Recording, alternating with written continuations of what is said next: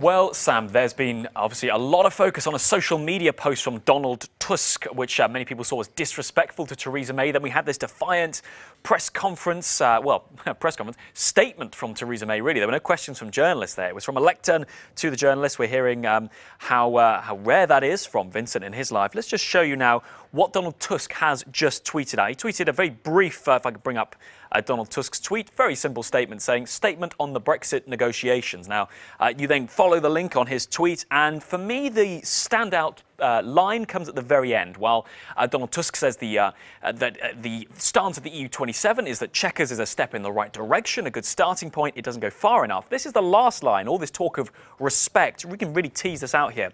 While understanding the logic of negotiations, Donald Tusk says, I remain convinced that a compromise good for all is still possible. And look at this. I say these words as a close friend of the UK and a true admirer of Prime Minister May. Now, many people perhaps questioning the true admirer line there, given an Instagram post from yesterday from Donald Tusk. This is that post.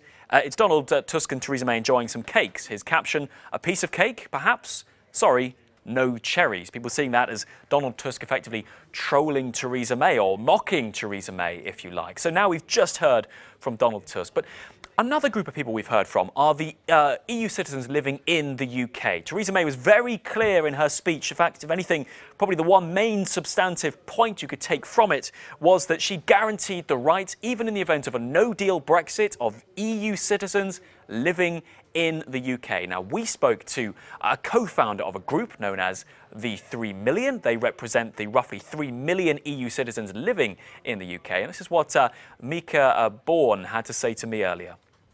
We've been here before. We've had these guarantees at crucial times in the negotiations before. And although this sounds very positive, there are two stumbling blocks. Theresa May can't really guarantee our rights. We are part of negotiations that also affect the British in Europe. There are some bilateral elements to our rights, like pensions, that she simply cannot guarantee on her own. And that's what, speaking to me, Mika said that really Theresa May can't do this alone. And also she's saying, what about the UK citizens? You know, the fact this is a bilateral thing, UK citizens living in the EU. And I think that's the really important point. Yes, we've heard from the politicians, we've heard from Tusk, we've heard from May. What about what real people are saying about all this? Just bringing up some comments. Dominic Naylor was actually commenting on our Facebook article saying the Prime Minister is effectively putting the ball in the EU's court, asking them to clear up the UK's mess. Other people, though, on Facebook, like Paul Chadwick in the UK, actually he's saying, look, the EU's got to look after its own citizens, the UK's got to look after theirs. We should be prepared, the UK, to walk away if we can't find a compromise. That's certainly not the stance everybody's getting.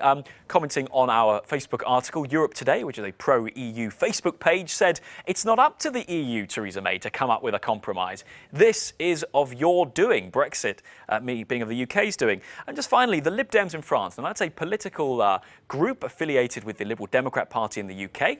They're based in France. They're representing, in their view, people who are British living in France. They're saying, well, what about there was no mention at all in Theresa May's words of what all this means for UK citizens in the EU. And they're really saying here, we're going to take this political fight up a level, if you like. So you can see here from people, from grassroots political activists, right the way through to campaigners, to people simply commenting on Facebook. There's a sense here that this is a really knotted mess, lots of strong views coming out here. But in terms of reaching a compromise, it seems the EU and the UK are no closer this evening, although those words from Donald Tusk perhaps edging things back to a more conciliatory tone.